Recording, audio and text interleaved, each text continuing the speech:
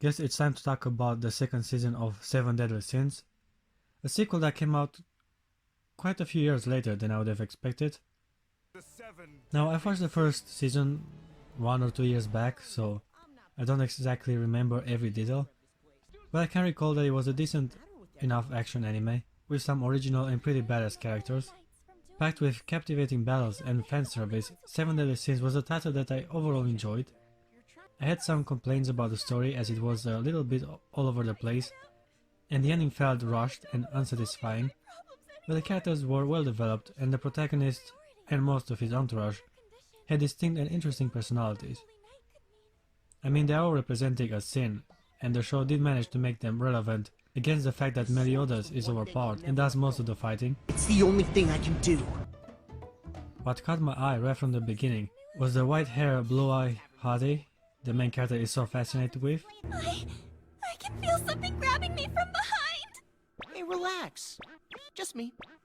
Oh good, what a relief. Elizabeth is definitely a main attraction for male demographics. It definitely was the selling point for me, to stick around till the end of the show. She is beautiful, caring, nurtuous, clumsy, great rifle material.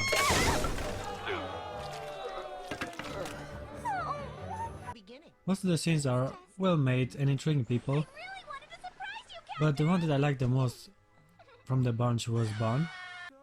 He has the I don't give a crap attitude and impressive powers that at some level rival the strength of Meliodas himself. Ready? Go! 720 times. If I recall correctly, and I do, I've beat you 361 of them.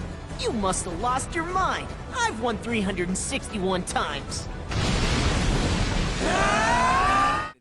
That brings me though to an aspect of the show I didn't enjoy it, which is the way Meliodas overpowers most of his opponents.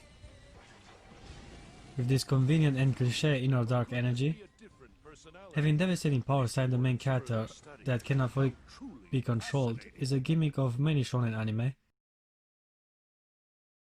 So it felt a little cheap that the writers didn't try to do something more original with Meliodas, but it is at this point a relative minor complaint. Enough though regarding the first season, let's talk a little bit about the second entry in the franchise. It all starts with Elizabeth having a strange dream about Meliodas fighting some dark figure. She later on goes on to her normal rich life of luxury, where she does make time to visit her friends, which is the moment we get introduced to the 7 representations of the Deadly Sins, and it seems that it's all business as usual, arguing about trivial stuff until Ban decides to quit the band. Later on we get a quick display of power from Meliodas, and this time we actually have a way to measure a person's power level, similar to Dragon Ball Z. The pig can evaluate other power level using that magical eye that he received from the mostly absent and mysterious Merlin. She's the one we know the least about, as she was introduced last in the first season. She is hot though, I can say that much. 3,540, strength 70, spirit 1,110, power level 4,710! Also her power level is above 4,000, which is more than the other Deadly Sins. Wish she had more screen time, as Merlin is a very mysterious and puzzling character. As the first episode comes to an end, I am surprised on how captivating the new story seems to be. We have dead characters coming back to life, and a promising new group of villains. I like how the story branched out into more perspective as Ban and King went on their own quests, leaving Meliodas and the rest of the group to handle the imminent confrontation that is to come. There is some much needed exposition explaining the origin of the 10 Commandments, but all I could pay attention to is the blonde, conveniently undressed Hade. Never would have thought I enjoy a chick with a six-pack, but she looks amazing. There's some comedy coming right at us, well, at least in the dub version. Hey! Janko, right? It's Jericho! And since when can Diane shrink to a normal human size? Did I miss that part in the first season? I mean, it happened once with the giant mushroom, but it seems she can shrink freely now. I really like Ban's side story, not just because I like Ban's sarcasm, You're the man I owe my life to, or don't you remember? Yeah, I just don't care. but the characters that surround him have their own personal and interesting backstories. You know, it kinda shows that Ban is a likable person overall, even though he tries to push people away. Later on we found out that Diane can do ballet, and she apparently also mastered the ninjutsu arts from Naruto. Now this brief and pointless battle with Gowther had only the purpose of getting him out of the story, as he isn't much of a fighter, and he will be more or less useless in the encounters to come. And as the fights are right around the corner, we get even more techniques similar to Naruto. Is that the Shadow Clone Jutsu? Meliodas' sword breaks, and it is conveniently replaced by his sacred treasure. And then we cut back to Ban and his mission of reviving the forest. Though it is clear to me why he would take on such a burden, what puzzles me is that according to the fairies, he's been coming here to replennish the fountain with his blood, which he apparently has done for a while now. But how could he have replenished the fountain in the time he was imprisoned until Meliodas showed up again in the first season? From what I remember, he was locked for a substantial time. Well, I'm all for your dream coming true, man. Who was it that captured you 5 years ago and has been torturing you ever since? Okay, have a nice life. What also bothered me is the lack of fanservice so far. There's been no revealing scene with Elizabeth, which used to be the standard in the first season, and then I had to check the anime description, and to my suffering I've uncovered that the second season of Seven Deadly Sins does not even have an edge attack. No wonder Elizabeth's clothes stay on her most of the time. I mean, Meliodas barely even touches her inappropriately anymore. A big misstep in my opinion. Come on, Elizabeth. This is no big deal. Then we are being introduced to the Commandment of Truth, and the 7 sins are completely outclassed and utterly destroyed. I mean, you didn't expect them to be defeated that badly, by just one crazy guy. But even Meliodas' overpowered inner dark energy can do little to no damage, which is crazy, considering his strength was crucial in defeating the Grand Master Hendrickson at the end of the first season. Now that I've mentioned the Grand Master, I'm a little conflicted in having him back, fighting on the good side. It kinda undermines the narrative of the first season, but he's an interesting character, so I'm partially glad he gets more screen time. His strength should come in handy now, considering these formidable opponents on the horizon. We also get a cheap backstory to try to convince us that the commandments were always part of the lore. Hold on, what are you talking about? Meanwhile, Meliodas and gang conveniently recover from their fatal injuries, and Elizabeth finally gets her boobs fondled again. Had to wait 6 episodes, but the captain finally makes his signature move. This being the aftermath of a lost battle, things seem to be turning for the better, except Diane's amnesia. Do we know each other? What the? That cockblocks King from confessing his love. But now we are stuck with a shitty side story about Diane learning some kind of lesson and regaining her memories. A lazy way to pull some character development. Rediscovering yourself is an overused gimmick to stretch the length of the anime. At this moment it feels like the show is stalling for time, with story arcs that are more of a distraction from the main quest. We have Meliodas go to the Druid land to be put under some spell, where we get a glimpse in his past. Again, this proves my point. I was expecting more interaction between the main character and his former love interest. Getting us to know her better would add more weight to his suffering. We would understand his struggle. It could have been a great opportunity to be able to relate with our main character for once. What is clear though is that Liz and Elizabeth are dangerously similar close to each other. The scene of Rav surely has a type. Then it seems to be Ban's turn to reminiscence about the past. I would much more prefer to follow his adventure with Jericho than to get more insight on his childhood. I think the first season did a decent job in giving him a backstory.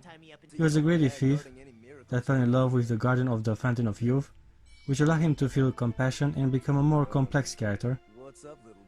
After some hard training, Meliodas and the rest of his friends are set on confronting the now split 10 Commandments. Divide and conquer was the strategy, and the taunting worked perfectly. Now all commandments are in pair of 2, plundering the land as they will, and yet vulnerable to a full-on assault of the 7 deadly sins. How their commander did not see the danger of their dividing puzzles me a little. Strength in number should have been their basic strategy. Ban's story gets very interesting later on as he finally meets Elaine. Kinda weird how small she is in comparison to him. I mean, the kiss didn't look right. But hey, their touchy reunion is rudely interrupted by the commandments of faith and truth. Now Ban being left out from the training Meliodas and the others undergo, so I was afraid he was gonna fall behind, but it seems he's staying in shape and he can inflict heavy damage on the Sin's nemesis, as if he's going Super Saiyan or something, but he is using his skills intelligently. Ban's magical ability, Snatch, is able to sap an opponent's physical skills like speed and power. His signature move, Snatch, came in handy, especially when his opponent has much more power to steal from. Okay guys, episode 14. And finally, finally, we get introduced to Escanor, the Scene of Pride. Actually, I gave this anime a try just on the sole reason of seeing Escanor in action. The internet just wouldn't shut up about how overpowered and badass he is. The first time we saw him, we get introduced to a skinny, insecure, short, introvert bartender that seems lost to all the events that transpired so far in the show, but we quickly get a glimpse of his awesome muscular form. As the sun rises, so does his power level. He makes quick work of the two commandments that gave Ban and Meliodas a hard time, proving his might. The show goes on with the same plot device from the first season, a tournament, such an overused concept in like every shonen anime out there. I just hope the end fight won't just happen at the end of the competition and make the fighting all meaningless. Just one question though, how come Ban is still strong enough to take on Meliodas, considering he hadn't had the special training the other Saints undergo? I mean, he holds his own and even wins the arm wrestling showdown.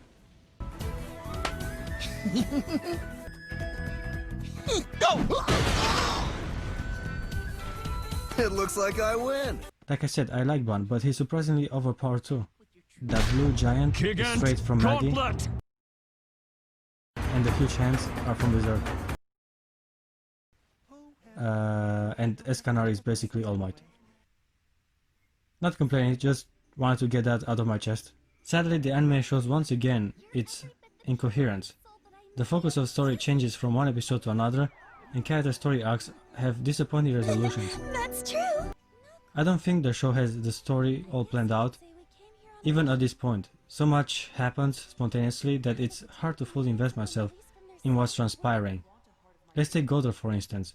His arc keeps on dragging about him having no heart, not being capable of understanding feelings, which I guess would be an interesting enough on its own, but the show also feels the need to complicate his origin story, which ironically does not make him more mysterious and complex, but rather more confusing and difficult to understand.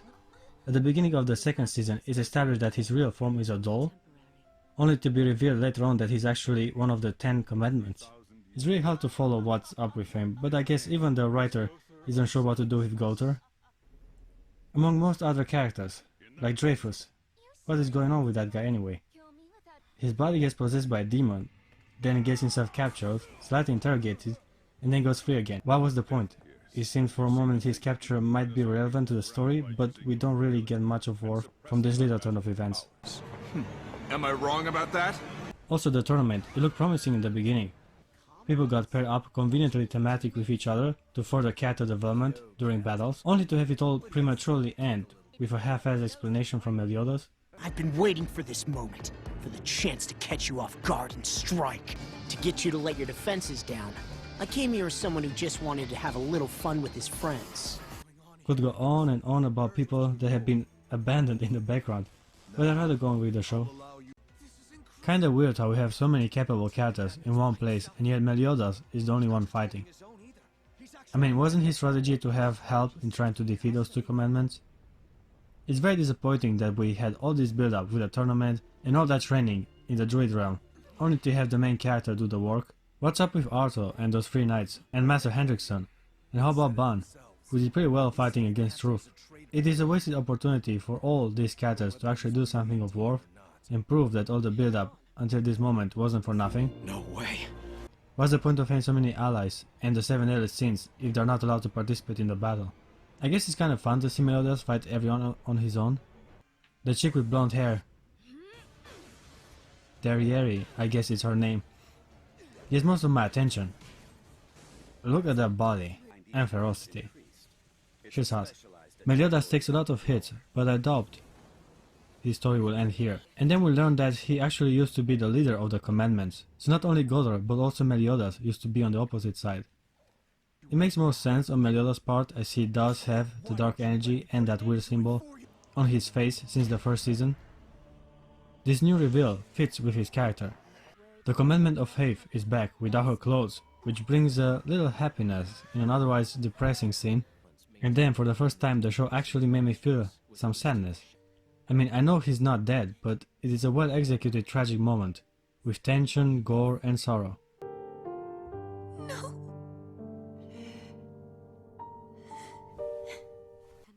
Later on we are being introduced to a world without a captain, and it pains me to see how inefficient the other Sins are in fighting the demon race, as if Meliodas was the only one keeping things together, and the others are just tag-alongs, which more or less makes the other Sins useless. The anime should have been called Meliodas and his 6 pals. It's pretty ironic, huh? You see, in other shonen like One Piece, the main character takes on the strongest opponent, but the rest of the crew have his back and pull their own weight against the other enemies. Every character has a purpose there and stays relevant through every story arc, solidifying their personality and skill, being overall the driving force behind the captain's achievements. But I understand that skillfully constructing a world like One Piece is indeed extremely challenging. If you think you can do it, bring it on! I use it as an example to point out the 7 Deadly Sins' missed opportunities and otherwise flawed structure. Later on we get a story round up to convince the audience that it makes sense for the 7 Deadly Sins to protect the land. You mean that was the plan all along? The 7 deadly sins were specifically chosen and gathered to defeat the 10 Commandments. Give me a vague, oh, it makes sense now, gasp, similar to the one I had near the end of Kill la Kill. I gotta admit though, it is very rewarding to see Escanor in action. He's such a calm, overpowered badass, so full of confidence and strength. No wonder he's the representation of pride. You're face to face with Escanor, the lion sin of pride. It's all a huge mess at the end, where every character and story arcs are thrown together to try to get as many cool fights as they can. The ending is more sentimental and character driven than expected. Elizabeth and Meliodas have a moment, and it is a beautiful conclusion to an otherwise chaotic turn of events. Overall, the 7 Deadly Sins is more or less what I expected. An incoherent story with plenty of meaningless battles and forced story arcs, but with interesting and mostly cool characters. People like Ban, Meliodas, Elizabeth, and later Escanor What do you mean? are the main reasons I would recommend the show. Right.